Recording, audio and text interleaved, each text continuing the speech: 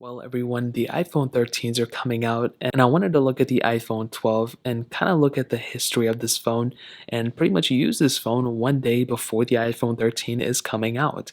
Now, here's the thing, the iPhone 12, it definitely wasn't a groundbreaking achievement, but it was a good design change, I think, overall. That's one of the main things this phone brought.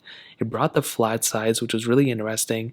But also, another thing that some people may forget about was it actually brought a size increase for the iPhone 12 Pro. That was a smaller phone than the iPhone 12, but they actually made it the same size, which I actually think is cool, and I think it's a cool change overall. But relatively everything else has been about the same. The glass back and the glass front, obviously dual camera setup. This was pretty much like an iPhone 11 reincarnated. It definitely wasn't super crazy, but I don't think it was supposed to be. And based off what the rumors of the iPhone 13, I mean, it doesn't look like this phone is going to be much crazier than the iPhone 12 either, but we could be wrong, we really don't know.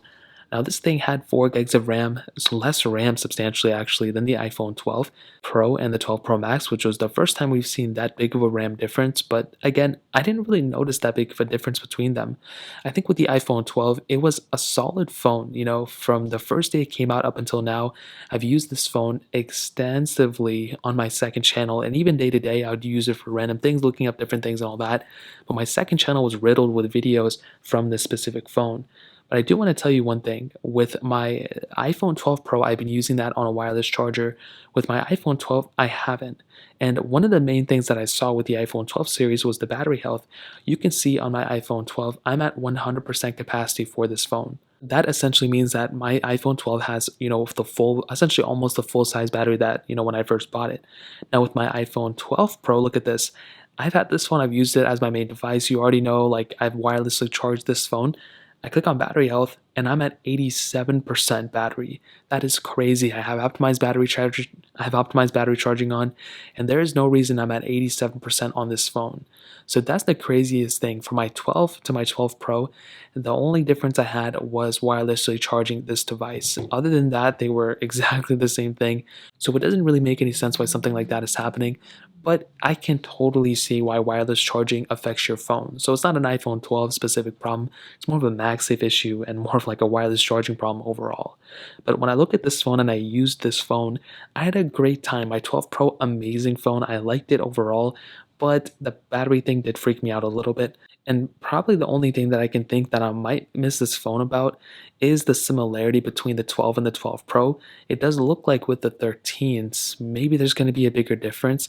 Now, that's a good thing and it's a bad thing. It's a good thing because there's going to be more differences. It's a bad thing because I like my 12 and I like my 12 Pro. And for the people who didn't want to spend all the money on a better camera and all that, maybe more RAM, you could get a really good phone from the iPhone 12, which is something I really did like.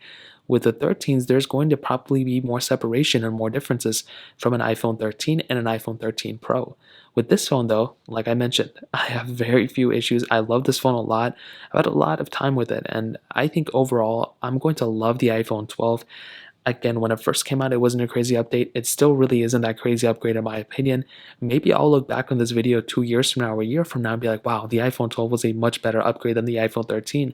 But as of right now, compared to the iPhone 11 series, I've said this before and I'll say it again, this phone I think was a good upgrade, but it just really got outshined from the iPhone 11 series because that phone was just such a great of an upgrade in my opinion. So that pretty much covers it up. That's looking at the iPhone 11 and I guess the iPhone 12 and 12 Pro a day before the iPhone 13s come out. If you guys have any other questions or anything, let me know in the comment section below.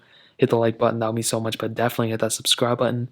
More importantly than everything else, I love every single one of you guys. Hopefully I'll catch you guys in the next video. Peace out till then.